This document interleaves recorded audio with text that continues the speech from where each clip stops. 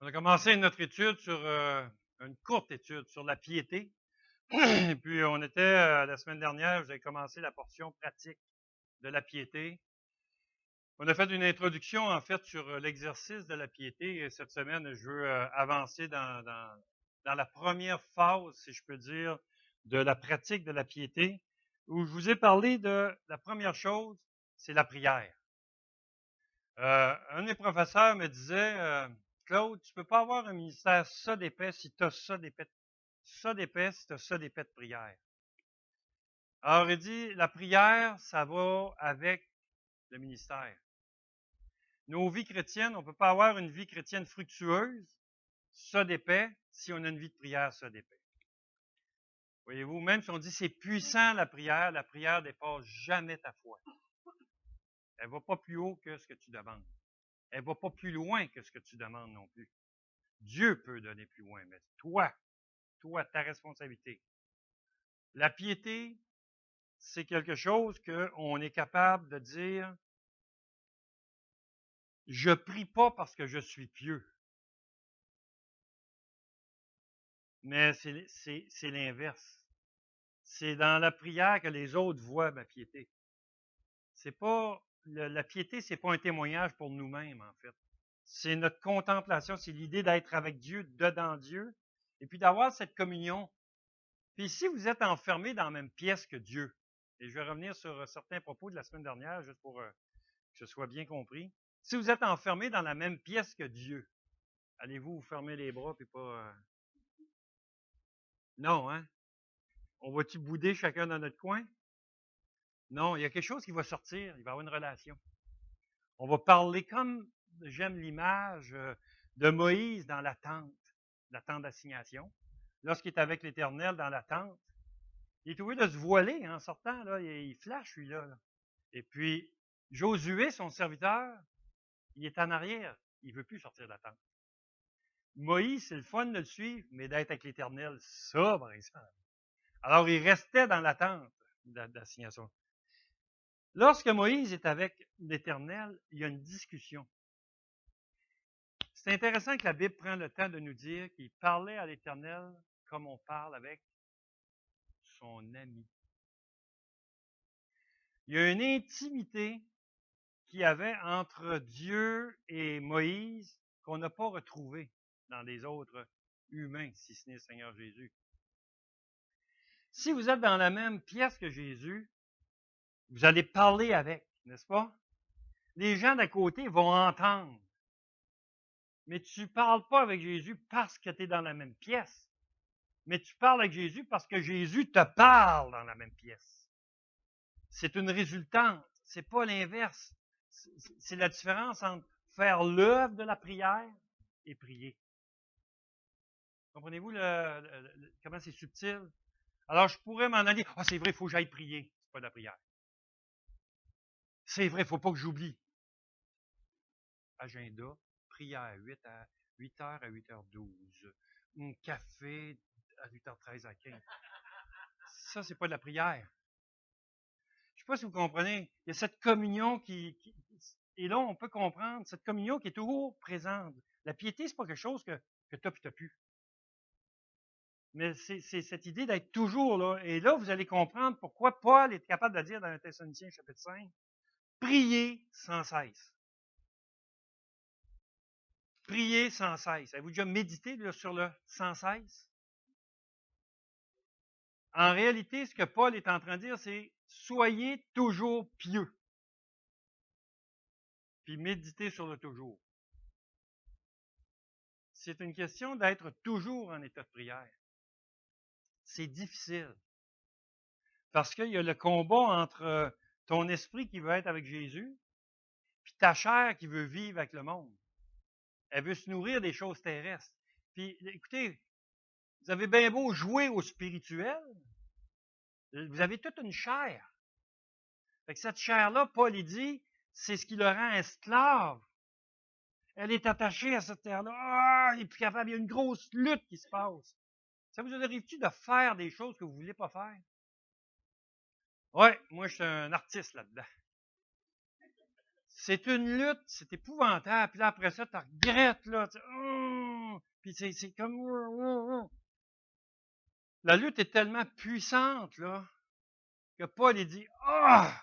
Qui me délivrera du corps de cette mort? » Il est en train de voir littéralement que c'est ce corps-là qui pue, il est pourri, il est appelé à la corruption, qui est traîné. Puis le pire, c'est que ça, c'est le véhicule de l'incorruptibilité. Pour être français. Ce qu'il est en train de nous montrer, c'est que ce corps-là, qui est vie, il veut vivre des choses de la chair. Il est le véhicule de l'esprit qui va vivre éternellement. Un véhicule temporaire. En fait, ce n'est pas une demeure permanente. Il appelle ça une tente. Juste pour être sûr que tout le monde comprenne. C'est une tente et que pas l'emploi. Et jamais demeure. Il dit, il faut absolument que ce corps-là meure. Pour pouvoir revêtir, quoi? L'incorruptibilité. Ce corps qui est incorruptible. Vous savez c'est quoi incorruptible? Qui ne peut se corrompre. Quelqu'un me disait, oui, mais on veut-tu encore pécher? On veut-tu être tenté encore? Incorruptible. Ça, c'est d'essayer de couler un sous-marin avec une plume. Tu le flattes sa coque dans l'eau. Là, il y fait surface, tu continues de le flatter. Je dis, je vais l'avoir, je vais l'avoir. Je vais l'avoir à l'usure. C'est ça. Ta plume va user avant le sous-marin. C'est ça le problème. Comprenez-vous? Ça va être impossible d'être corrompu.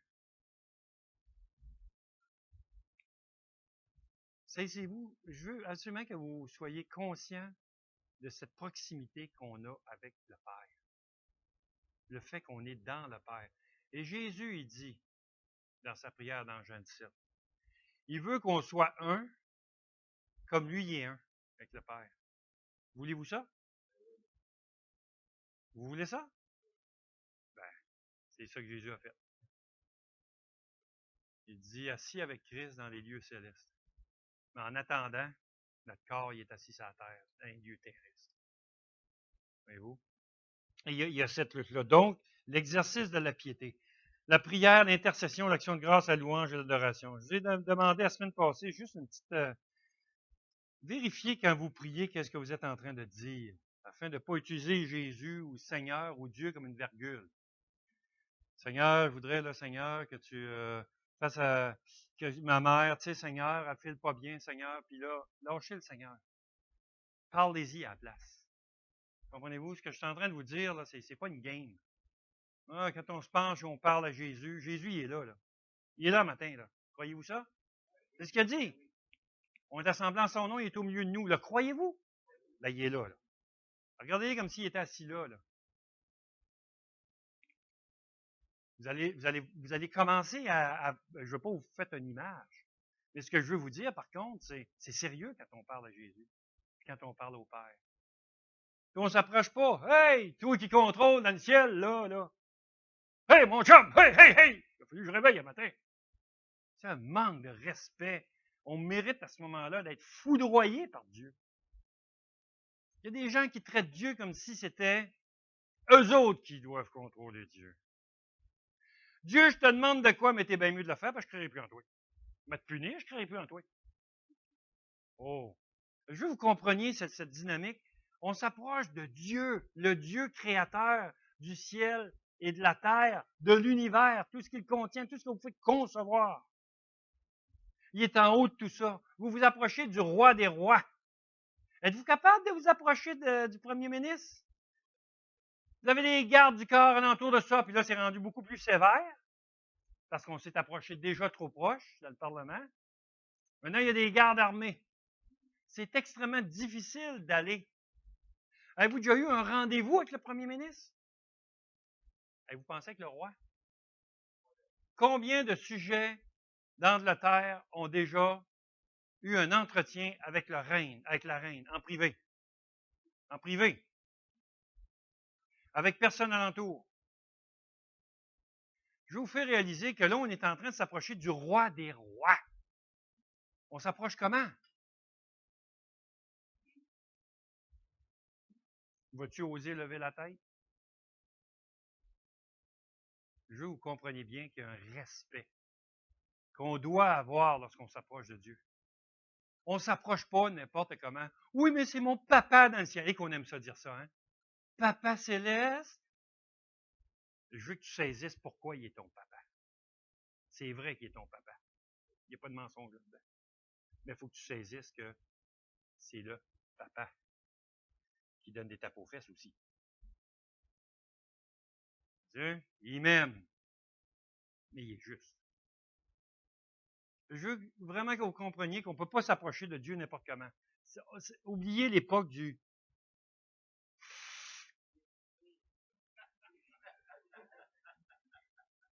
quand j'ai vu Jésus. C'est une époque épouvantable où on prenait Jésus, c'est mon chum, Jésus, c'est mon ami. Avoir Dieu pour ami, vivre nos lendemains, vivre nos lendemains. Là, ça s'en va. Lisez-vous, vous connaissez ça, cette chanson-là? Jésus qui, tu es roi. Là, on chante avoir Dieu pour ami, vivre nos lendemains. Là, on s'en va comme. Écoutez, le chant il est probablement bien bon, là. Mais ça donne quand même la philosophie de faites attention. Jésus, c'est mon ami. Il faut faire attention. Jésus, c'est le Seigneur avant d'être ton chum. Et tu peux dire que tu es ami avec le roi des rois, aucun problème. Tu peux dire que tu es le frère ou la sœur du roi des rois, pas de problème. Mais oublie jamais, roi des rois, Seigneur des seigneurs. N'oublie jamais qui il est, où il est et ce qu'il fait. Un respect lorsqu'on s'approche du Seigneur, un respect lorsqu'on s'approche de Dieu dans la prière. Alors, traitons pas le Seigneur Jésus comme étant une vulgaire virgule dans nos phrases. Les apôtres, oui. Absolument. Absolument. Rappelez-vous ce que je vous ai dit. 2 phases dans la crainte de Dieu dans la Bible. 2. La première, c'est la peur. La crainte, peur. La deuxième, crainte révérentielle. C'est les deux, mais on passe par les deux. Au départ, on a peur du jugement. Quand le Saint-Esprit vient, il convainc de péché, de justice et de jugement. J'ai pris l'autre jour un gars sur le pouce, pour vous l'illustrer. Ici, en haut de la cathédrale, de la rue de la cathédrale. Il faisait du pouce. Je l'embarque. Puis là, je jase un petit peu avec, voir d'où il vient. Je ne vous donnerai pas plus de détails que ça, parce que peut-être que ça pourrait arriver que vous faites un lien. Alors, j'ai dit, où tu vas? Où je peux t'amener? Il dit, au palais de justice. Au palais de justice. Ah, bon, ça va payer un ticket? Puis là, moi, il dit, non, il dit, je m'en vais passer en cours pour quelque chose qu'il a fait que je ne vous mentionne pas. Alors, il me dit ça, puis il est tout tremblant. J'ai dit, t'as peur, hein? Là, je suis nerveux au bout. Il dit, j'ai pas dormi de la nuit, ça fait une semaine, je dors pas. Puis là, il commence à me parler de toute sa peur, toute sa crainte, parce qu'il est coupable. J'ai dit, tu l'as fait? Il dit, oui, ben, tu vas voir ce que tu mérites. On appelle ça la justice. On appelle ça la justice. Le gars, il dit, je le sais, j'aurais jamais dû, mais là, il est trop tard, je l'ai fait. Il était vraiment pas bien, le gars. J'ai dit, t'as peur. Il dit, tu viens de me le dire. J'ai dit, c'est rien à côté de ce qui t'attend au ciel. Le gars, il vient il veut débarquer, je pense qu'il regrette. La vibe, elle a le petit piton interdit de débarrer les bords. Je vais juste vous montrer un petit peu. Regardez bien le gars. Le gars, il me regarde, puis lui, interdiction de tatouer, il connaît pas ça. Et là, il me regarde, hein, il sait pas s'il va me frapper, il sait pas s'il va débarquer, mais il veut plus être avec moi, ça c'est sûr. J'ai dit, par contre, j'ai dit, il y a moyen de ne pas avoir peur. Il y a une solution. Là, tu n'en as pas de solution pour ce que tu as fait ici. Mais au ciel, c'est pire que ça, le jugement que tu vas avoir à faire devant Dieu. Puis là, je roulais pas vite, je faisais penser à taxe payante. Et là, j'ai dit, c'est vrai, parce que j'avais une route droite à faire. Tu sais. Et là, j'ai dit, je parle de Jésus-Christ. J'ai dit, tu savais-tu que tu es condamné à cause de tout ce que tu as fait? Pas juste ça. Mais à cause de tout ce que tu as fait. Ouais, dis-moi, mais tout le monde y en fait des mauvaises affaires, c'est ça. J'ai dit, tout le monde en fait. On est tous pareils. Mais je reste bête. J'ai dit, il y a une solution.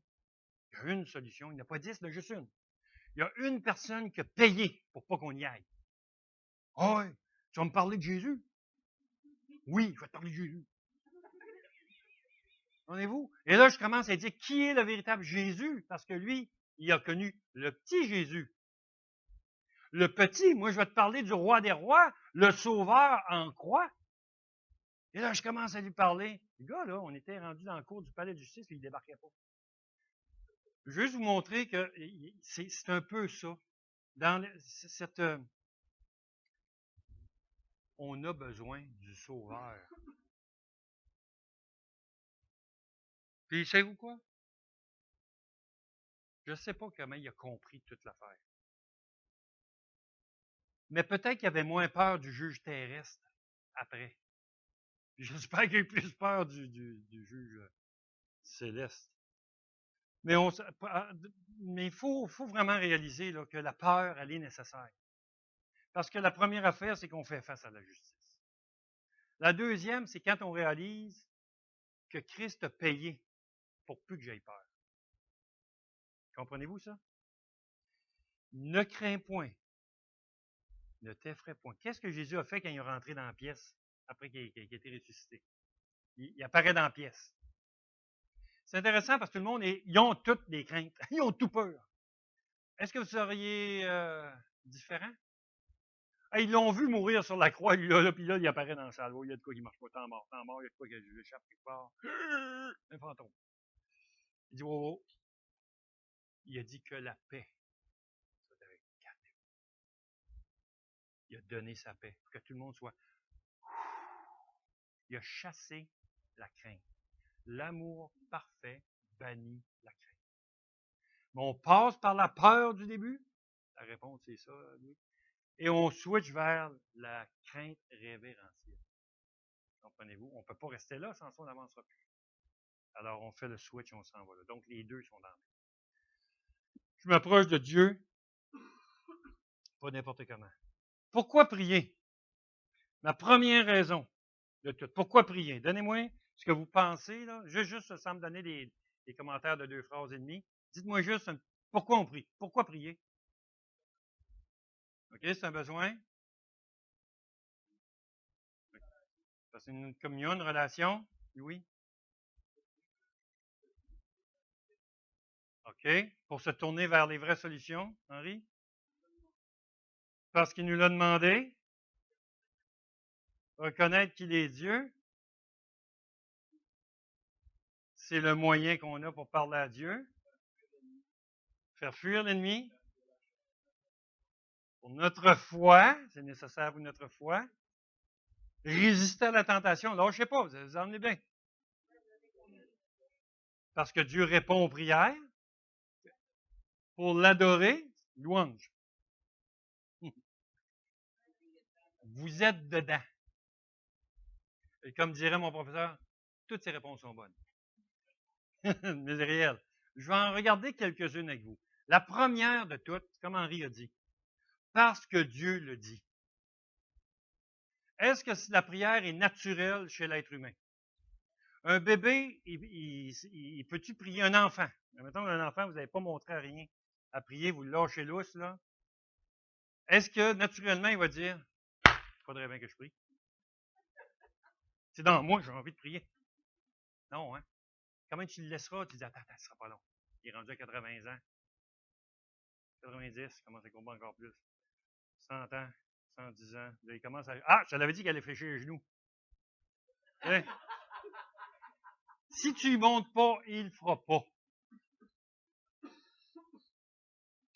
En fait, commencer à avoir le dos, ça doit commencer à 50 ans parce que je commence.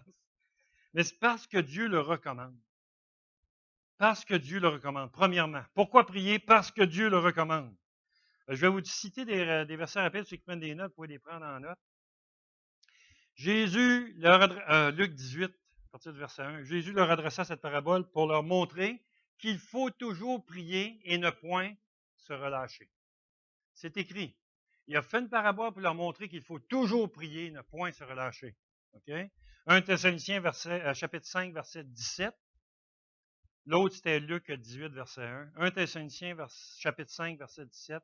5. Ah, maintenant, on apprend un verset par cœur, OK? Qui embarque avec moi? Levez la main, ceux qui veulent apprendre un verset par cœur tout de suite. Levez la main. OK, même ceux-là qui, je sais que vous n'avez pas de mémoire, puis tout ça, levez votre main, s'il vous plaît. On apprend tout de suite. 1 Thessaloniciens 5, 17. Priez sans cesse. OK? Répétez-les. Vous voyez? Facile d'apprendre la parole de Dieu. Priez sans cesse. Là, vous pouvez dire à tout le monde, je connais un verset. OK? Priez sans cesse. 1 Timothée chapitre 2, verset 1. J'exhorte donc avant toute chose à faire des prières et des supplications, des requêtes, des actions de grâce pour tous les hommes. C'est pas seulement prier sans cesse, mais il dit, pour qui prier? Pour tout le monde. Pour tout le monde. Pas d'exception, même vos ennemis. Dans Matthieu chapitre 6, verset 21, vous connaissez un petit peu le sermon où Jésus va dire veillez et priez afin que vous ne tombiez pas en tentation. Voyez-vous, c'est un ordre de prier. Priez. C'est-tu vrai?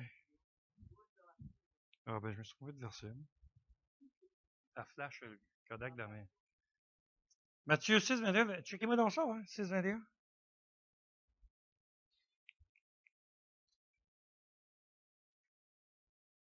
Juste pour être certain que j'ai la bonne. Ben non, c'est pas ça. C'est 26. Ben oui, c'est 26.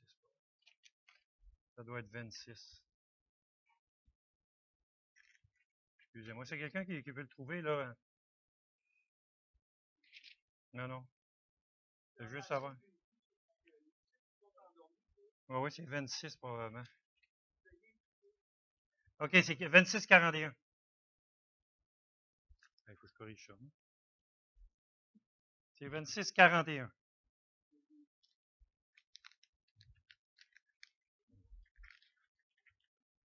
Oui, oui. Merci.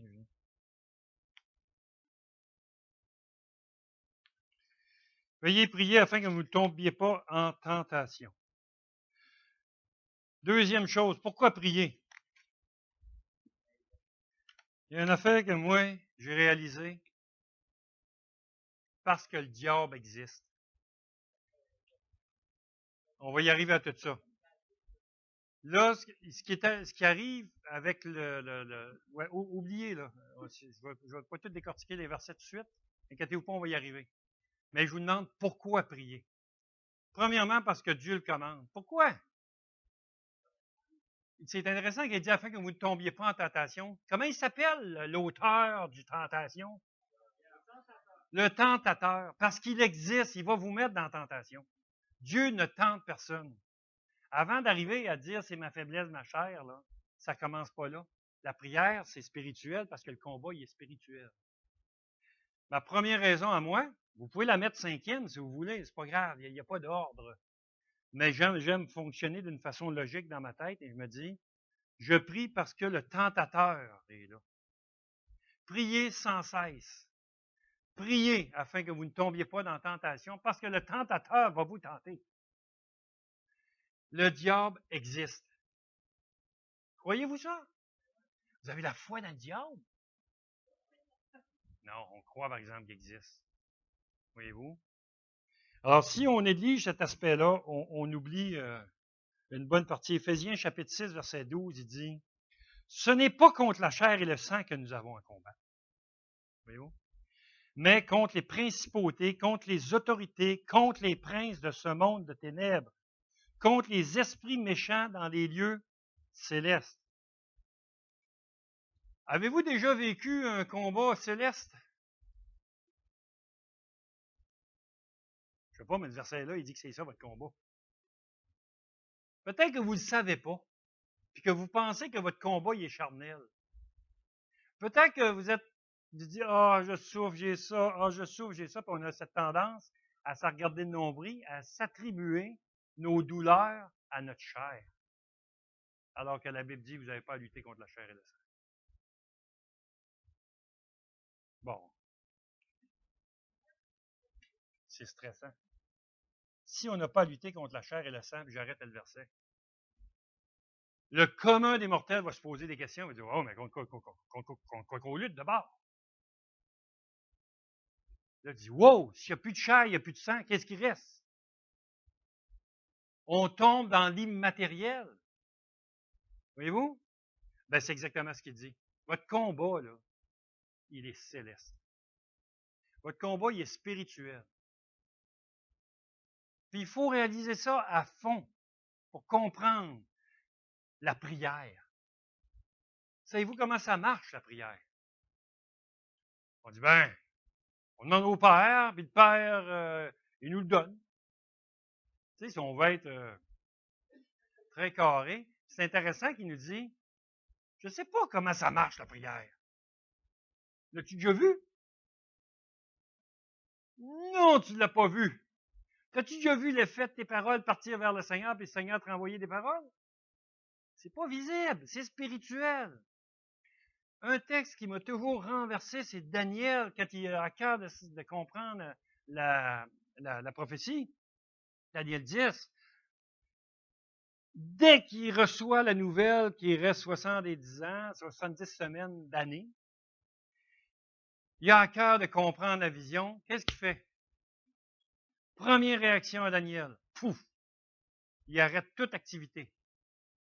Il se met à prier puis à jeûner. Combien de temps? Y a-t-il une crampe au ventre quelque part dans les 21 jours? Y a-t-il un petit creux quelque part? Le focus était tellement sur ce que Dieu vient de lui révéler, il ne comprend pas. Comment vous direz? Puis Daniel, c'était le plus sage de la gang. Moi, c'est ça qui me renverse. On dit qu'à Daniel, si la foi, non pas la foi, si le ciel s'était gagné par notre propre justice, Daniel était dans le tas. Comprenez-vous? C'est un homme pieux, Daniel. Il se met à genoux, il arrête, il prie, il est complètement renversé. Pourtant, il a fait, il a eu des épreuves, lui. Hey, la fosse, le feu, pas de trouble avec ça. Toutes les pressions, bah, mon Dieu va me délivrer.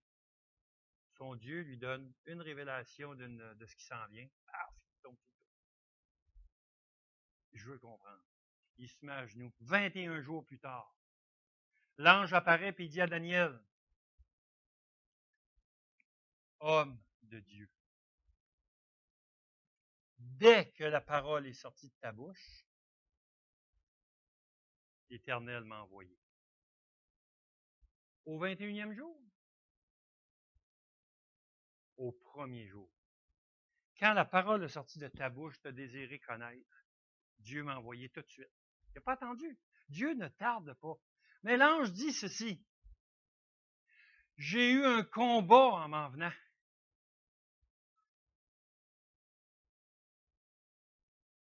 Il y a eu une lutte épouvantable dans le ciel. Une résistance de 21 jours. Puis savez-vous quoi? J'ai eu de l'aide parce que tout seul, je pense pas que j'aurais été capable. Une lutte spirituelle. Quand Job est en train d'avoir ses douleurs, c'est Satan qui est dans le ciel. Ah, d'où vient Satan? De m'y promener, je suis allé sur la terre. Dieu dit, viens ici 2 secondes. As-tu remarqué mon serviteur Job? Non, pas lui encore. As-tu vu comment il me sert? Comment il m'aime? Comment il me glorifie? On sait bien, tu as tout donné. Et raisonnement, pareil comme les hommes. Vos pensées comme ça, là, ils viennent-tu du diable? On sait bien, il y a tout facile pour lui. C'est les pensées du diable. Le combat, il est dans le ciel, on ne le voit pas. Il faut prier. Si vous avez une épreuve, puis là, tu dis, je vais appeler le pasteur, voir ce qu'il pense de ça. Normalement, le pasteur, s'il est wise pour Saint-Sienne, il va dire, as-tu prié? Comprenez-vous? Ça commence là. J'avais oublié. Ben, oublie mon numéro de téléphone pour un bout. Prends celui de Jésus. Et pogne le mien après. Comprenez-vous? Il y a un ordre à respecter. Je ne vous dis pas de ne pas m'appeler. Ce que je vous dis, c'est que des fois, on oublie que le diable existe et la lutte est spirituelle. Tout l'Évangile, en fait, parle de notre adversaire du diable, le diable, qui essaie de détruire le croyant. Tout le long. Tout le long. Avez-vous peur du diable? Il dit, résistez-lui fermement et s'en lui enfuira loin de vous. En Jésus-Christ, je peux tout par celui qui me fortifie. Voyez-vous, on a cette. Il y a quelqu'un qui m'a dit, ouais, mais le diable, il est puissant. Ouais, pas grave, mon sauveur est tout puissant. Choisis entre la toute puissance et la puissance. Okay? Exactement. On ne le glorifiera pas. Absolument. Absolument. C'est son jeu. Malheureusement, ça marche quelquefois. Troisième chose, pourquoi prier? Ben, en fait, celle-là, je ne la lis pas. Là. Il en parle dans Jacques. Jacques, celui qui prend des notes, là, Jacques 4, verset 2. Moi, j'ai dit que la prière, c'est la source de bénédiction. Il dit, vous ne possédez pas parce que vous ne demandez pas.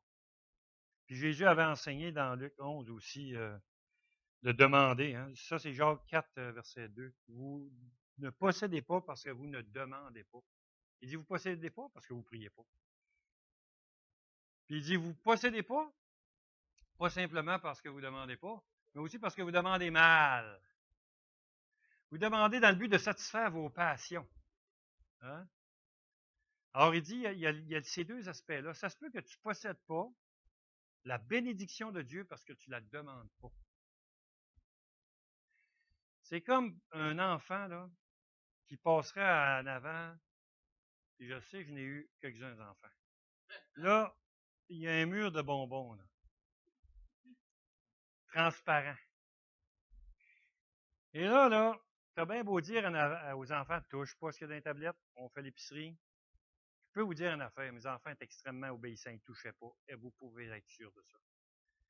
Mais, s'il avait été capable de faire tomber les yeux du casing, il l'aurait fait.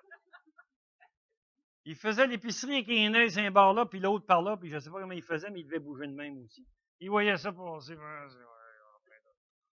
Le corps, il y avait ces affaires de bonbons là, qui regardaient. Pensez-vous que ça ne le tentait pas? Moi, je faisais pas exprès. Alors, je les amenais où est-ce que c'était tentant. Je voulais les éduquer. Et là, des fois, j'arrêtais là. J'attendais. Je checkais dans la tablette de l'autre bord. J'ai fait des leçons très, très pratiques avec mes enfants. Et là, c'était drôle. Parce que là, papa. Mais ce qui est intéressant, c'est que les enfants, écoutez bien ceci, je vais vous montrer vraiment des choses que j'ai faites pratiques avec mes enfants. Je voulais qu'ils me le demandent. Pendant que les enfants étaient, Naomi comme plus jeune, puis mettons Samuel, et là, ils me demandaient des choses. Okay? Mais, moi, c'était, le culte familial de ce mot-là, c'était demander si vous voulez recevoir. Alors, c'est notre verset. Fait que j'arrête devant ce rack-là. Puis là, tu as tous les autres qui disent, ah, papa, il va dire non, c'est des bonbons.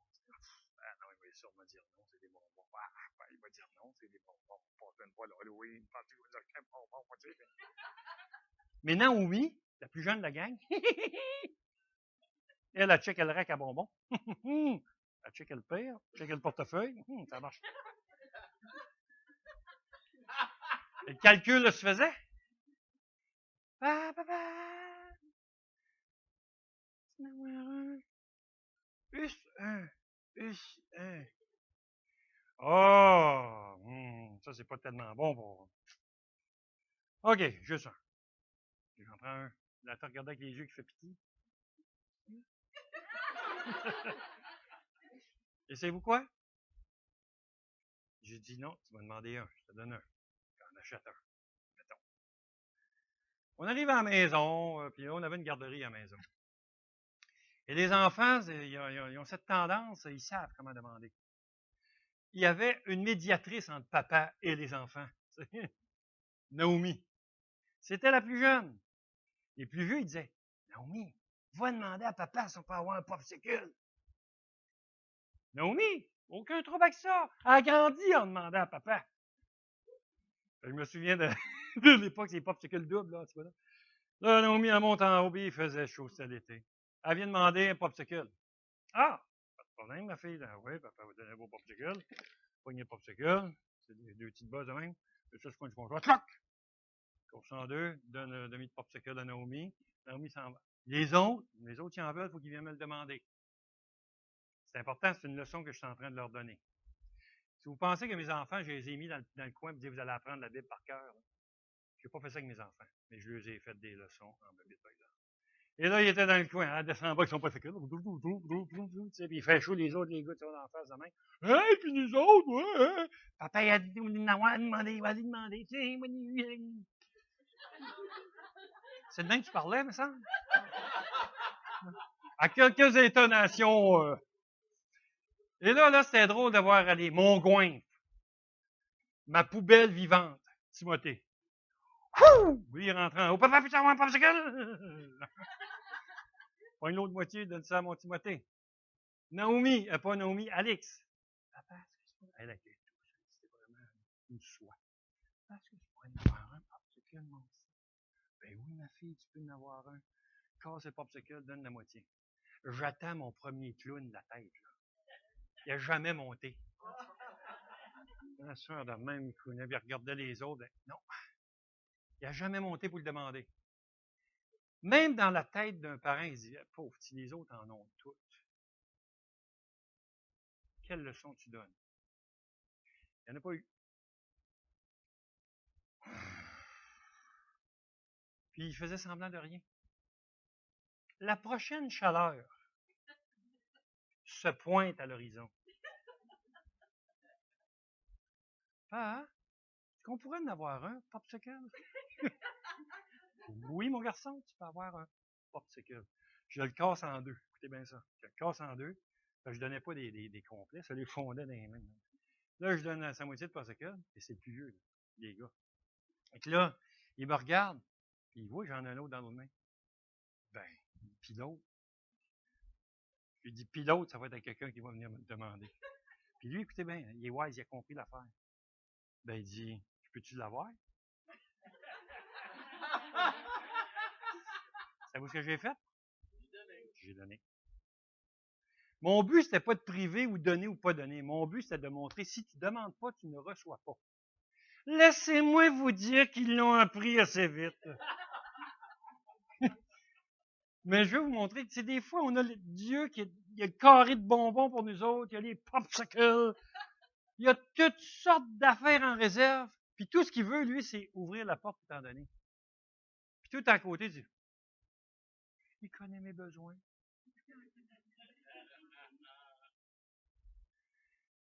En fait, la Bible a dit, faites connaître vos besoins à Dieu. Fais-le. Fais-le, puis tu vas recevoir.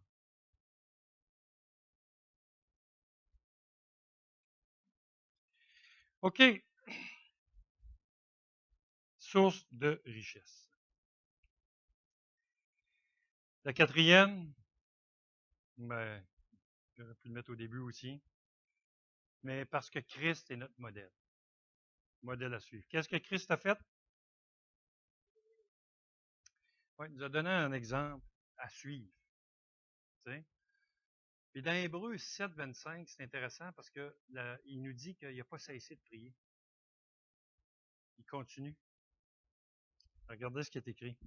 Il peut sauver parfaitement ceux qui s'approchent de lui, de Dieu, par lui, étant toujours vivant pour intercéder en leur faveur. Il continue de le faire. Romains 8, 34, il dit qu'il est à la droite de Dieu, il intercède pour nous. Ce n'est pas la mort et la résurrection qui ont marqué la fin de son œuvre, on dit. Elle continue. Elle dit, si vous êtes assis avec Christ dans les lieux célestes, mais c'est intéressant dans le Hébreu chapitre 3, où il va commencer à parler de Moïse qui était fidèle dans la maison de Dieu, puis Jésus lui a été fidèle sur sa maison. Et puis il nous exhorte à approchez-vous, c'est aujourd'hui le jour du salut. Ceux-là qui ne savent pas, là, prenez le temps de regarder, c'est aujourd'hui le jour du salut. Que personne ne paraisse comme étant arrivé trop tard, venu trop tard. En fait. C'est aujourd'hui le jour du salut. Puis il dit, rentrez dans le repos. Puis là, il y a tout un jeu de mots dans le grec avec pausis, anapausis, catapausis, que je vous avais déjà parlé un jour, je vais peut-être vous le redonner. Mais il est en train de dire, il se repose de son activité, mais il se repose dans l'activité de Jésus. C'est pas que tu arrêtes, c'est pas une pause, mais c'est la pause dans le repos de Christ. Christ a préparé des œuvres pour toi. Va te reposer dans ses œuvres, pas dans les tiennes. Les tiennes, c'est un fardeau. Mais repose-toi dans celles que Christ a déjà préparées pour toi, ça va se faire tout seul. Vois-tu? Mais si tu essaies de faire tes propres œuvres, ça ne marchera pas. Repose-toi pas dans le fait de dire, je suis sauvé maintenant. Ah, paix mon âme. Non, la Bible dit, réjouis-toi de ça. Fais attention. C'est cette idée de dire, Jésus, il ne s'est pas assis et il dit, enfin, la croix est passée. Comprenez-vous, c'est pas ça. C'est pas un bon terme biblique. C'est cette idée qui est toujours en train d'œuvrer, même quand on voit le mot asseoir. Dieu est assis sur le trône, n'est-ce pas? Est-ce qu'il travaille? C'est ça, il continue. C'est cette idée du travail continu. Alors, quand il va nous exhorter, ou Jésus nous montre qu'il est en train d'intercéder pour nous, c'est pas fatigant pour lui. Mais oui, c'est pas fatigant. Mais pas plus que pour nous autres aller vers lui. C'est notre modèle. Êtes-vous fatigué de prier? C'est ça que je vous fais comprendre. Même le plus faible, dans ses derniers souffles, prie. Parce que c'est la chose qui demande le moins d'énergie. C'est quand on est réveillé qu'il y a notre problème. Hein? Quand on est réveillé, le corps veut prendre le contrôle et il ne veut pas y aller du côté spirituel.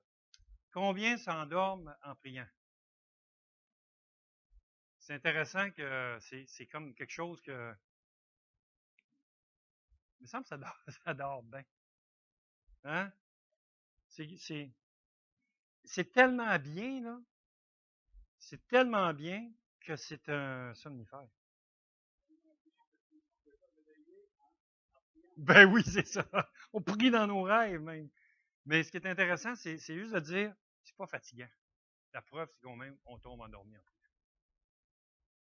Qu'est-ce qui fait que c'est si dur à faire?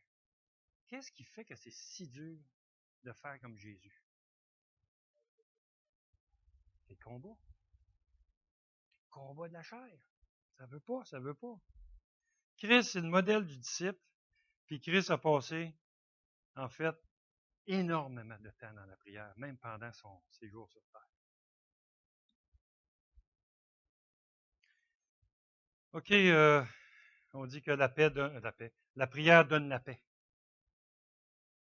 Hein? La prière, ça procure la paix. On dit que quand tu es inquiète, si tu pries, ça se calme. Quand tu remets les choses dans les mains du Seigneur. Ça vous arrive-tu, ça? Grosse inquiétude intense que tu as de la difficulté à contrôler. T'arrêtes. Moi, je prends le temps, je me mets à genoux, en fait. Puis, j'arrête toute activité. Puis là, je prie, Seigneur, je suis plus capable. Je suis en train de mourir dans mes pensées. Il y a quelque chose qui se passe en dedans, c'est tellement intense, là, puis je crie au secours. Au secours, délivre-moi de mes angoisses. Seigneur, je suis hyper stressé. Au secours, je ne suis pas capable. Je n'ai pas la force. Je n'ai pas la force. Prier, ça calme. Après que tu as prié, tu n'as pas le choix de laisser ça entre les mains du Seigneur. Je vous ai demandé un devoir la semaine dernière et l'autre semaine, c'était de mettre quelque chose de grave devant vos yeux et dire, maintenant, je vais travailler, je veux plus. Je décide que non. Puis je vous ai dit un petit truc, quand la tentation vient tellement fort, ou si cette lutte est là, priez. Vous allez voir, ça passe tout de suite. Puis là, tu fais un pas de plus, encore plus facile, et encore plus, et encore plus. Ça ne veut pas dire qu'il n'y aura pas jamais de lutte. La lutte va toujours revenir. Si vous vous tenez avec des chrétiens qui disent « J'ai eu la victoire, puis j'ai eu la victoire, j'ai eu la victoire », watchez-les aller à long terme. Ils vont bêcher. Parce que la victoire est en Jésus-Christ. C'est quand tu vas fermer tes yeux pour la dernière fois que tu vas être capable de dire « J'ai combattu le bon combat. Désormais, la couronne de vie m'est réservée. » Ouf! C'est comme l'apôtre Paul, et moi je le regarde comme un modèle. Hein? Puis c'est jusqu'au bout qu'il dit « J'ai combattu. Je ne suis pas arrêté. Lâchez pas. Et assisez-vous pas sur le fait que j'ai prié Seigneur, il m'a délivré. Watch out. C'est pas parce que tu as passé à travers d'une tentation que c'est fini. Satan, qu'est-ce qu'il a fait avec Jésus? Il s'est retiré, puis il a attendu un moment plus favorable pour venir taper dedans. Voyez-vous? Faites attention à ça. Des histoires de victoire, victoire, victoire. Victoire, là, c'est Jésus-Christ qui l'a eu à la croix. Le reste, la Bible ne nous parle pas de morceaux de victoire ici, puis morceaux de victoire là, puis morceaux de victoire là. Elle parle de combat continuel. Elle parle de marcher tout le temps. Elle parle de courir dans le stade. Si vous avez une victoire, normalement, tu arrêtes. N'est-ce pas? Tu es vaincu. Trouvez-moi ce concept-là dans la Bible. Non, il n'est pas là. C'est constamment en train. Vous couriez bien. Qui vous a arrêté? Les Galates avaient fait cette erreur-là. Porter du fruit, ça veut dire parce que l'arbre a porté du fruit, il est parfait maintenant. Quand tu les as ramassés, les fruits, puis il n'y en a plus dans l'arbre, c'est quoi tu t'attends l'année d'après? Puis tu redonnes du fruit, hein? Mais pour redonner du fruit, qu'est-ce qu'il faut qu'il fasse?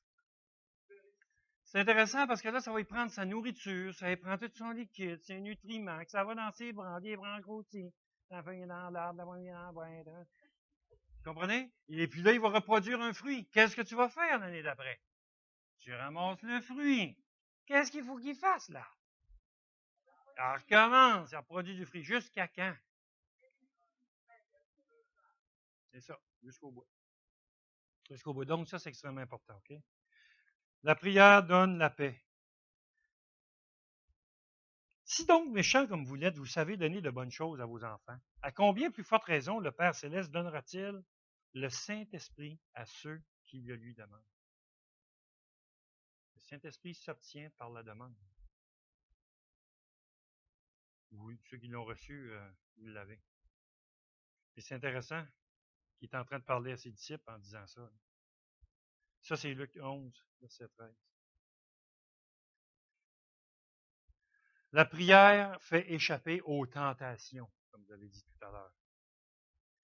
Toujours dans Luc 21, il dit « Prenez garde à vous-même de craindre que vos cœurs ne s'apesantissent par les excès du manger et du boire, et par les soucis de la vie, et que ce jour ne vienne sur vous à l'improviste. Veillez donc et priez en tout temps, afin que vous ayez la force d'échapper à toutes choses. » Oui, c'est Luc 21, en 4, à ce coin-là. Marc, veillez et priez afin que vous ne tombiez pas en tentation. L'esprit est bien disposé, mais la chair est faible. Regardez le paquet de recommandations. On dit que la prière maintient la communion entre l'âme et Dieu. Là, je ne sais pas si je parle à ceux qui croient à la trichotomie ou à la dichotomie, mais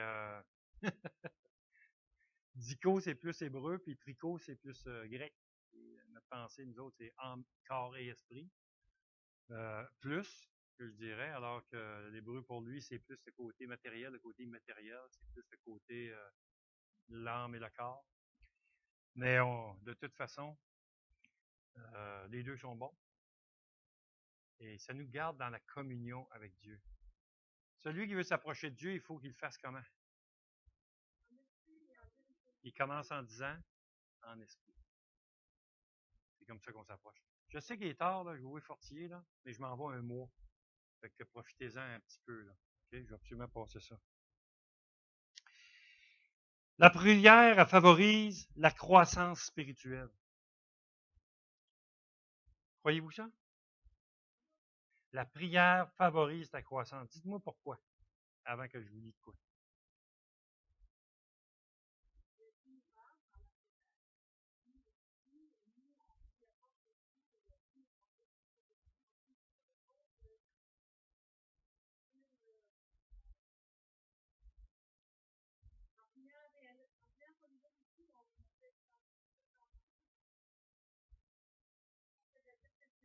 OK? Je vais répéter ma question. En quoi la prière vous fait-elle croître? OK. Louis, en premier. Ça sera pas long, Henri, après. Essentiel pour la compréhension de la parole. Par extension, si je comprends la parole, je l'applique. Donc, je grandis. Edith, je pense? Non? Ah, c'est David. Excuse-moi, il y avait une main, vous avez tout.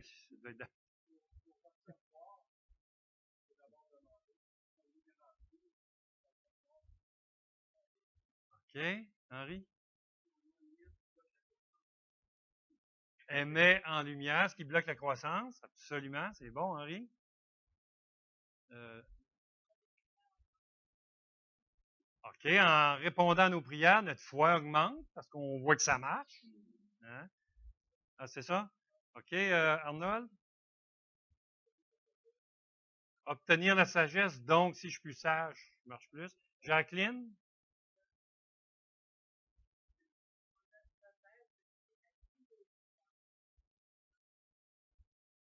OK. OK. Merci, Jacqueline, pour ton témoignage. Paul? Amen. On est à la bonne adresse pour recevoir de l'aide. Ah oui, Paul, ouais. C'est mon image vivante. C'est absolument ça. C'est intéressant parce qu'on dit en quoi la prière peut-elle me faire croire? C'est intéressant que si on applique tout ce que vous venez de me dire là. Arnaud, j'ai-tu dit? Oui. Ah, Ginette! Ah, excuse-moi, Ginette, vas-y.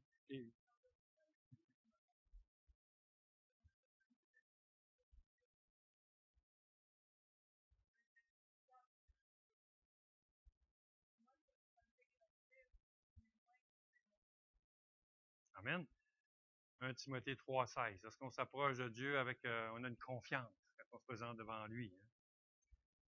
Oups.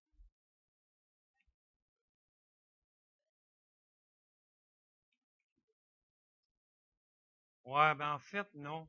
J'ai eu ça de dire ça. Non, mais je veux juste expliquer un petit peu la distinction avec le mot prière.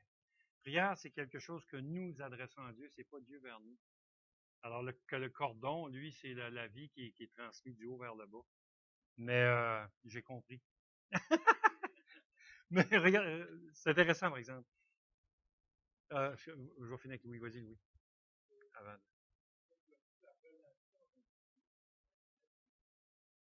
OK.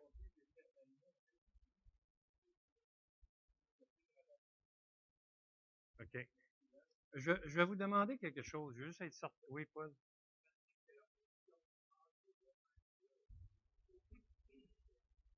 Oui. Oui. Sinon, on dépend de Dieu. C'est cette dépendance et on ne peut rien faire sans la prière. Je veux juste redémêler quelque chose, peut-être que je veux que vous démêliez dans vos têtes le mot prière, louange, adoration, action de grâce. C'est pas pareil. Prière, c'est une demande qu'on fait à Dieu. En quoi demander quelque chose à Dieu va m'aider à grandir? C'est ça le but de ma question. Euh, le fait de. Puis, tout le temps en partant sur la base que vous avez la foi. C'est ce qu'on a vu la semaine dernière. C'est nécessaire de s'approcher de Dieu par la foi. Okay? Alors, ma question, c'est vraiment dans le sens, si je prie, en théorie, je devrais grandir. Parce que Dieu va répondre à ma prière, et pour toutes les raisons que vous m'avez mentionnées, il va y avoir une croissance dans ma vie, de foi, de n'importe quoi. OK? En théorie. Moi, ma question, c'est juste pour vous aider à réaliser que la prière, c'est supposé me faire grandir. On devrait être rendu grand pas mal. Je ne sais pas si vous comprenez. Parce que Dieu, lui, est toujours fidèle à dire oui. Quand Jésus, il dit tout ce que vous demanderez au Père en mon nom, qu'est-ce qu'il dit qui va arriver? Ouais, il n'y a pas de non possible. Exactement, il va loin avec ça.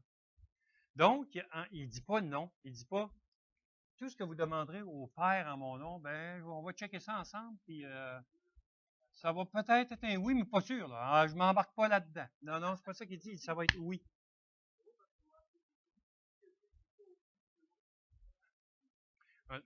Ça, c'est ça. Mais c'est une fausse doctrine. Parce qu'on ne le voit pas dans la Bible. Ça. On voit là. Quand Dieu répond, on dit en son temps, c'est souvent parce que le combat comme Daniel dans le ciel. Puis on l'interprète d'une manière humaine en disant Dieu n'a pas répondu tout de suite. Henri Bernard.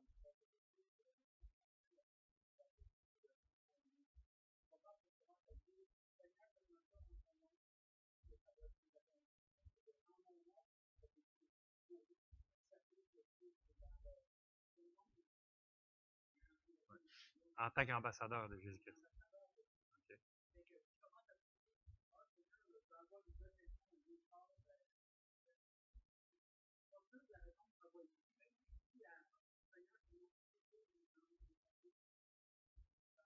Hmm.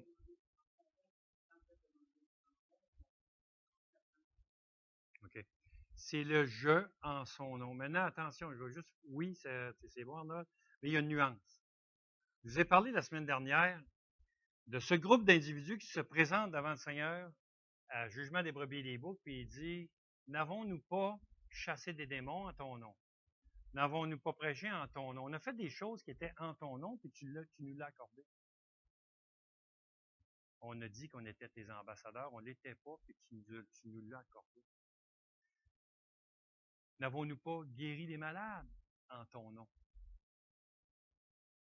L'affaire qu'il y a, c'est que Dieu ne peut pas renier son nom. Et quand il reçoit ces personnes-là, je ne veux pas mettre le doute dans votre tête, je veux juste vous mettre une nuance où ça dit attention. Parce que Dieu ne va pas renier la vérité, même si la vérité est dite tout croche. Elle est vraie pareil. Si je vous parle dans mon langage du Nouveau-Brunswick, puis que je vous dis, un exemple, nous autres, un ballon, là, c'est un nom de fille, ça. On ne disait pas ça au Nouveau-Brunswick demain. C'est une balle. Fait que ici, on dit, on a pris la balle, j'ai shooté, retiré le bac dans le basket. Ça, c'est mon langage. Comme ça, je suis né avec ça. Vous comprenez rien à peu près là-dedans. Il faut vous décortiquer. Tu dis, wow, il a pogné à la balle, puis il a shooté, retiré le bac dans le basket. Tu sais, tu dis, wow, attends une minute. Il a pris le ballon, il l'a tiré tout droit dans le panier. Voyez-vous? On dit red straight back. C'est même pas ça, right straight back. Tu sais? Si on le dirait comme il faut. Alors, c'est tirer le ballon tout droit dans le panier, mais c'est mon langage en français. Tu sais? On ne dit pas une balançoire. Pour nous, on disait, ben voyons donc, quand on arrivait au Québec, on a entendu le mot balançoire. On était crampés, balançoire. Ah, une balancinoire, qu'on disait. On disait toutes sortes d'affaires. On ne savait pas ce mot-là. Nous autres, c'était un set de swing. Tu sais? C'est vrai. Mais c'était ça. Je veux que vous compreniez quelque chose là-dedans. Si je parle après-midi, OK? Tu sais, après dîner, là, ben, on est allé se barcer dans le set de swing. Là, toi, tu vas dire, qu'est-ce qu'il dit là? Normalement, là, je vous l'ai dit, c'était quoi? C'est pour le bien-être de la chose.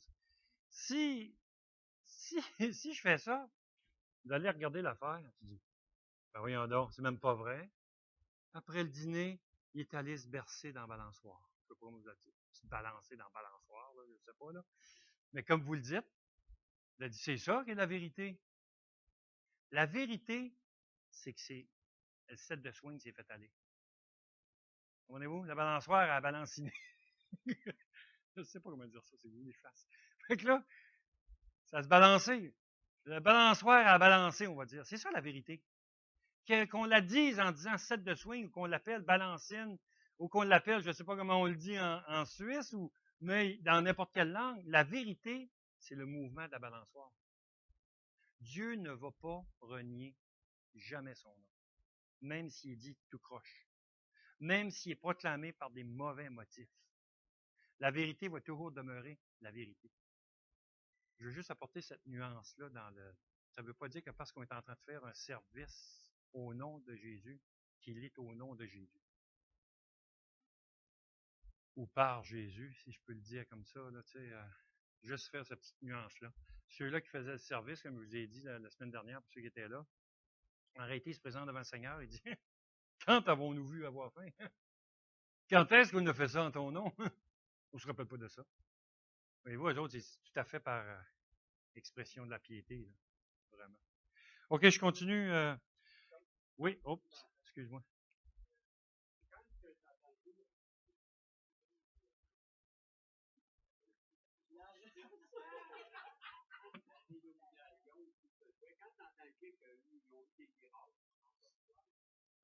Hmm. Non. Est-ce qu'il y a eu des miracles qui sont faits par les magiciens d'Égypte, pour les plaies d'Égypte? C'est intéressant, hein? C'est intéressant. Est-ce que les magiciens font les choses par la puissance de Dieu? C'est intéressant, mais ils font des choses.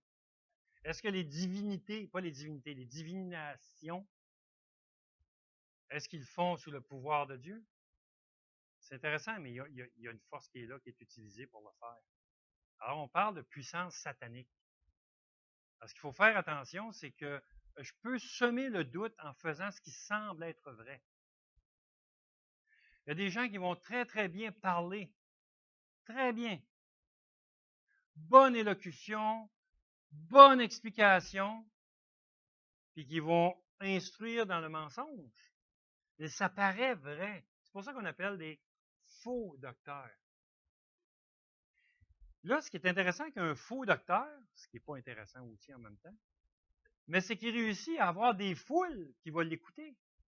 Parce qu'il. Oui, il est éloquent, puis il dit, oh, ce gars-là, il connaît son affaire. Et là, les gens ferment les Bibles, ils ne regardent plus. Ils vont écouter le gars. Parce que là, il a dit ça. Ça me fait réfléchir, c'est ben trop vrai. Hein? Pourquoi Jésus ne se serait pas marié? Hein? La Bible nous dit qu'il peut nous comprendre. Ben, il ne s'est pas marié. Comment il veut nous comprendre? Et là, ça semble très correct, là, tu sais. Oui, exactement. Et puis là, on arrive, le faux raisonnement conduit à la fausse doctrine. C'est pas compliqué. Mais regardez tout ce qui se passe alentour de vous, ceux qui parlent de Dieu. Ben, en fait, ils font juste parler de Dieu. Ils n'enseignent pas qui est Dieu. Et c'est pour ça que c'est populaire. Si tu enseignes qui est Dieu, ben, je suis désolé, mais falloir que tu parles du péché, de justice, de jugement. Pas juste de l'amour. Attends, je pense que. Oui. Oui. Oui. Mm-hmm. Mm. Oui. Mm. Mm.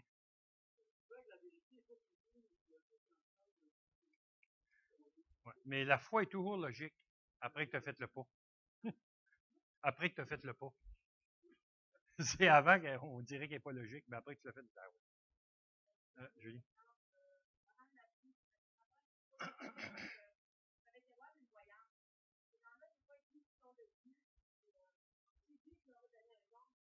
Mm-hmm.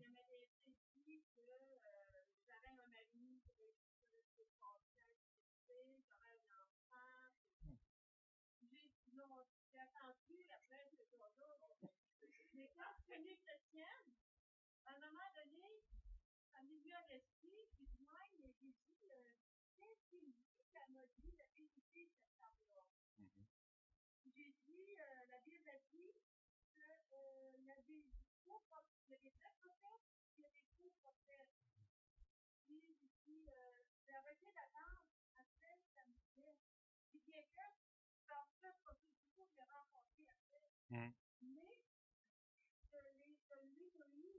Mm. Mm.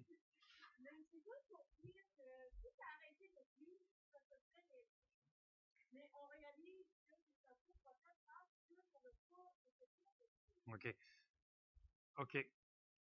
Oui, sauf que si ça peut se réaliser à 90%, ça peut se réaliser à 99%. En fait, dans la Bible, ce qui est intéressant avec le Seigneur, il dit si une fois ça n'arrive pas, c'est un faux prophète. C'est juste une fois. La ligne, c'est une fois.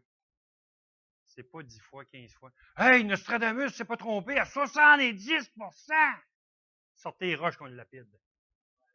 C'est un faux prophète, parce qu'il y en a 30% qui n'est pas là. Puis dans le 70, il a pris ça dans la Bible. Fait que ça va bien. C'est dit.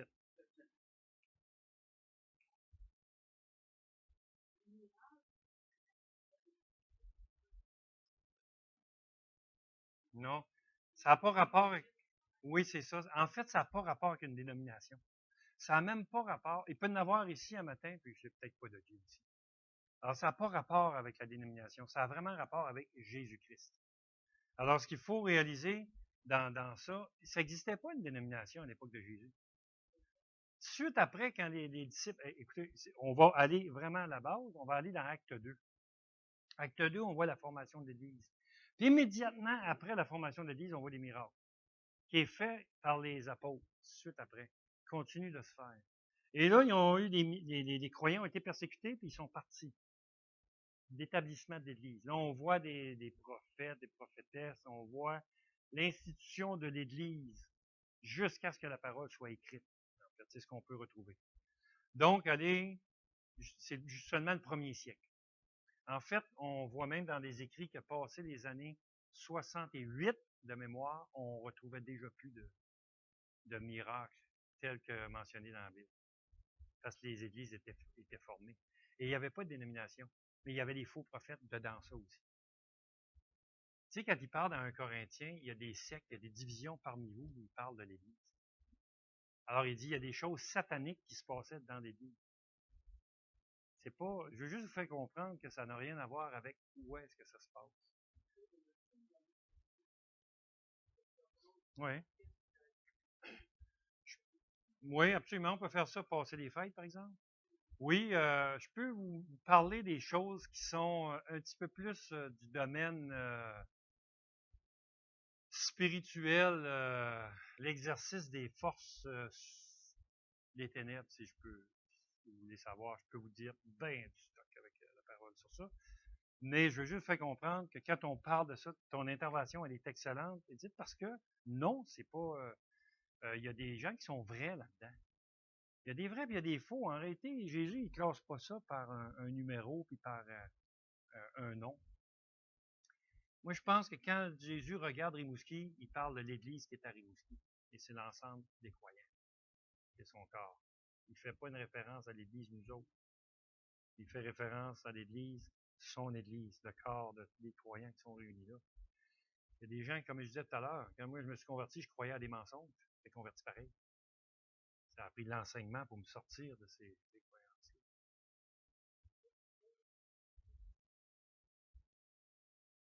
Oui.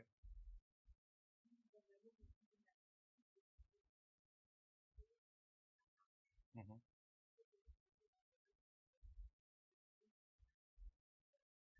Non. Ah, non, mais en fait, c'est parce que la base n'est pas bonne. C'est juste qu'il faut partir.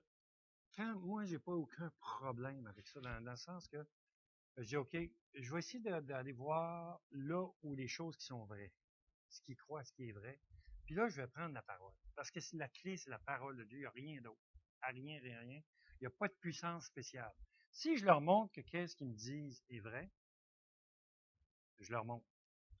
Ah ouais, c'est écrit là. Ben ouais, regarde, c'est écrit. Je savais. Tu sais, des fois, ils se pompent. Tu les laisses bien gonfler. Parce que tu vas tout sortir ce qui est vrai dans ce qu'ils croient. Parce que ce qui est vrai, c'est vrai. Lutte pas avec ça. Et là, tu prends l'autre portion. Par contre, je vous salue, Marie, pleine de grâce. OK? Là, il dit, c'est dans la Bible, je vous salue, Marie. Ben oui, c'est dans la Bible. Parce que c'est vrai que c'est dans la Bible. Alors, je la mets. Dieu, je le tourne, il dit, je te salue, toi, Marie, à qui une grâce a été faite. Ouh! Elle vient de tomber de pleine à une. D'un coup sec. Mais le je vous salue, Marie est dans la Bible. Comprenez-vous? Alors, je pars à la base avec eux autres parce que je leur ai dit ce qui était vrai. Puis ils l'ont vu dans la Bible que c'était vrai. Quand je vais leur parler des choses qui les affectent plus, ils ne pourront pas dire que la Bible n'est pas vraie. Ils viennent de te le dire 10 fois que c'était vrai. Alors, tout est une question d'autorité de la parole. Si l'autorité de la parole n'est pas établie, vous ne pouvez rien faire. Vraiment, là, c'est la clé. Alors, même un inconverti qui vous parle, Dieu a mis dans le cœur de l'homme la pensée de l'éternité. Pensez-vous qu'il n'a pas révélé des vérités? L'inconverti est capable de savoir que le soleil va se lever et il va se coucher. Il est rendu capable de prédire la météo. En se trompant juste un petit peu, parce qu'à ça, il met des pourcentages. Pour être safe. 30% de probabilité de pluie aujourd'hui. Il a mouillé, ben, ça faisait partie des 30%. Mais quand même, je veux juste vous dire qu'il a donné une intelligence à l'homme. On va sur la Lune. On fait le tour de la Lune demain, pour on en revient. On est capable de faire ça. Donc, il y a des vérités que Dieu a révélées, je dirais, à l'ensemble. Sinon, il n'y aurait pas d'ordre sur la planète. Quand il dit une vérité et il n'a jamais lu la Bible, sautez sur l'occasion. Ah oui, ce que tu viens de dire là, c'est écrit dans la Bible. C'est vrai? Oh non. Ah oui? On dirait ça. Hein? Oh ça. Hein? C'est écrit là. Ah ben tu parles. J'ai toujours pensé qu'il y avait ça, mais il commence. Tu vois le cœur s'ouvrir. Moi, j'en profite au maximum. Coudon, t'en as pas un autre de ça? Ah oui, j'en ai une. T'en veux-tu une? J'en ai une, Bible. Ah ouais? Gratis? Ben oui, gratis. Ben, tu veux-tu la lire? Ah ouais, ouais, on va lire ça. Tu viens d'y montrer quelque chose qui est vrai de ce qu'il vient de dire. Puis s'il en dit 3-4 des affaires de même, là, savez-vous ce qu'il fait après? Donne-moi ça, ce livre-là. Hey, c'est vrai, ça, ce qui est écrit là-dedans, plutôt que d'arrêter sur des mensonges. On travaille avec ce qui est vrai, puis on va vous faire connaître maintenant le vrai Dieu qui a écrit la Bible. C'est ça la ligne. Alors, c'est vrai que des fois, c'est un petit peu... des fois, il faut aller avec souplesse, puis des fois, il faut être moins souple. Je dirais que c'est une question de calcul de qui est en avant de toi. Puis je fais attention aussi s'il y a du monde alentour ou pas de monde alentour, le temps que tu peux avoir avec la personne. Je vous donne un exemple et je terminerai avec ça. Là, 2 semaines, j'étais à Fermont, ou 3 semaines, j'étais à Fermont. Et puis arrive, on est chez des chrétiens, un matin. Il y a un gars qui arrive, il vient livrer des meubles. Je suis assis au bout de la table, là, j'ai les 2 chrétiens qui sont là, ils sont achetés des meubles, c'est Ameublement Tanguay qui vient livrer. Et puis là, le gars de van qui arrive avec son helper, il débarque les meubles, puis tout ça. Puis c'est un bonhomme assez souriant, tu sais, puis bonne attitude. J'entends qu'il ne sac pas dans ce qu'il parle. Et puis, ça, c'est quelque chose que j'ai remarqué. Puis là, il dit, ah, vous êtes une bonne personne, vous allez certainement aller au ciel. Hein? Là, je regarde, il dit ça au chrétien qui est en avant de moi. Le chrétien, il ne réagit pas. Okay? Il ne parle pas. Je ne parle pas. Je veux voir qu'est-ce qu'il va faire. Puis eux autres, parce que Claude est là, ils vivent une pression, là. Ça, c'est intéressant. Alors, la personne est en train de parler, c'est 2-3 fois qu'il parle du ciel, puis du salut, puis il ne dit pas un mot. Ils sont jamais bien raides. Puis juste avant qu'ils sortent, là, la sœur, elle se lève et dit, voulez-vous une Bible? Tu sais, à la course. Hein? Le gars, il est resté bête. Pourquoi je veux une Bible? Ah, parce que c'est gratuit, vous savez, ça parle de Jésus dedans, là, puis le gars a foutu le camp. Je veux juste vous montrer, j'étais là, OK? La première affaire qu'elle vient, la sœur vient, c'est une sœur, je vous dis, pieuse. Et là, elle vient me voir, elle me dit, j'ai manqué mon coup, hein, Claude. Là, j'ai dit, il y a un temps pour chaque chose. Puis je voulais, tu sais, mais j'ai vu, en fait, ce que je voulais qu'elle voie, c'est tout son combat qu'elle a quand il y a quelqu'un qui a une porte qui s'ouvre, elle est grande ouverte de même. Puis tu sautes pas dedans, pareil. C'est pas parce que la porte est ouverte. Des fois, là, vous priez, Seigneur, ouvre-moi des portes béantes. Je m'en vais, j'arrive chez Samuel, le gars devant arrive en face, il va livrer là. Je m'en vais voir le gars. Simplement, je suis tout seul avec le gars, une autre attitude. Tout à fait une autre attitude. Ouais, on va me donner une Bible. C'est quoi la Bible? J'en ai déjà eu une Bible. Il dit, ah oui, mais tu as dit que tu en avais une, je t'ai entendu dire que tu en avais une. Oh oui, non, c'est vrai, j'en ai une. Non, on ne sait pas prendre une Bible. Je ne connais même pas cette là. Tu sais, je voyais son. Puis après ça, quand j'y parle vraiment, là, ben là, tout est plus pareil. Il y a un temps qu'on peut parler, puis un temps qu'on ne peut pas parler. Pourtant, le temps était bien plus propice. J'aurais pu parler tout de suite. Là. Alors, j'ai laissé les chrétiens avec leurs problèmes, puis je m'occupais du reste après. Mais ce que je veux vous dire, c'est que même si l'occasion se présente, ça ne veut pas dire qu'on est prêt. C'est ça. Tu sais, si je vous avais donné un devoir à faire, là, je dirais maintenant quelques mois, vous deviez témoigner à au moins une personne. L'avez-vous fait? Une personne de votre entourage, que vous avez dit que vous avez des liens avec à ce devoir-là, que je me souviens que je vous ai donné. Puis s'il vous rejette, il vous rejette.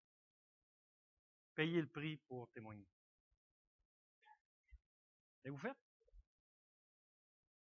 Une shot, là, vous avez demandé, puis il y a 18 mains qui se sont levées. J'espère que ça n'a pas changé depuis ce temps-là. J'espère que c'est vrai, vous l'avez fait. La deuxième question. Avez-vous continué de le faire?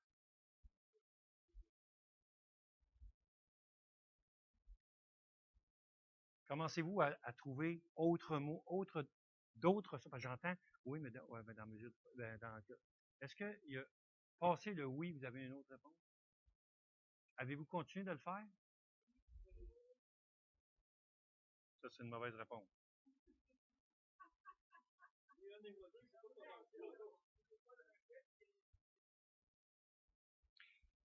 L'idée, c'est d'être constant.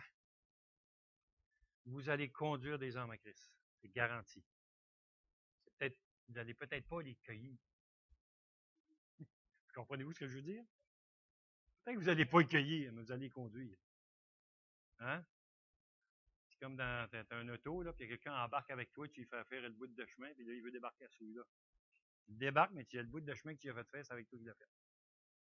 Puis il va arriver au bout de son terme.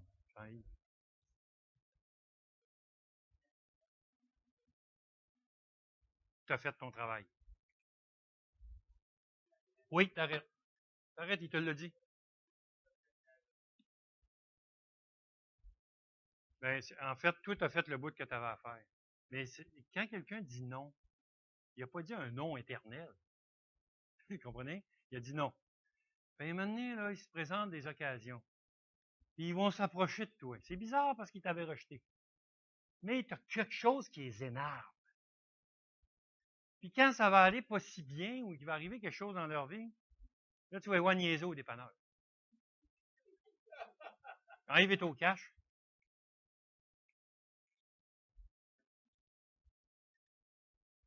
Genre, tu sais l'affaire l'autre fois que tu m'avais parlé, là? Je veux juste comprendre l'état de cœur de la personne. Ça le travaille, c'est ça. Puis là, tu dis, ah, ah, je savais que tu allais revenir me parler. Non, tu fais pas ça. Mais ce que je veux juste illustrer, c'est que des fois, la personne va te dire, non, parle-moi pas de ça, je t'écœurerai de ça. OK, pas de problème. Puis là, toi, tu te présentes à l'église, tu dis, hey, Claude, peux-tu prier pour Joe Blow? Il m'a reviré de bord cette semaine. OK, pas de problème, Claude, il va prier pour Joe Blow, puis le sang va vous glacer les veines. Pas de trouble. Seigneur, je te prie pour Joe Blow. Peux-tu l'éprouver et envoyer une bonne petite correction? On prie pas ça. On ne demande pas ça. Ah non, on ne demande pas ça. Vous lirez Amos. Je vous ai envoyé la maladie afin que vous reveniez à moi. Malgré cela, vous n'êtes pas revenu à moi. Je vous ai envoyé la rouille et la teigne afin que vous reveniez à moi. Malgré cela, vous n'êtes pas revenu à moi. J'ai fait pleuvoir sur une ville, ensoleillé sur l'autre. Malgré cela, vous n'êtes pas venu à moi. Et ainsi de suite. Et il termine en disant quoi? Prépare-toi à la rencontre de ton Dieu, ô Israël. Tu n'as pas voulu, je t'ai envoyé la maladie.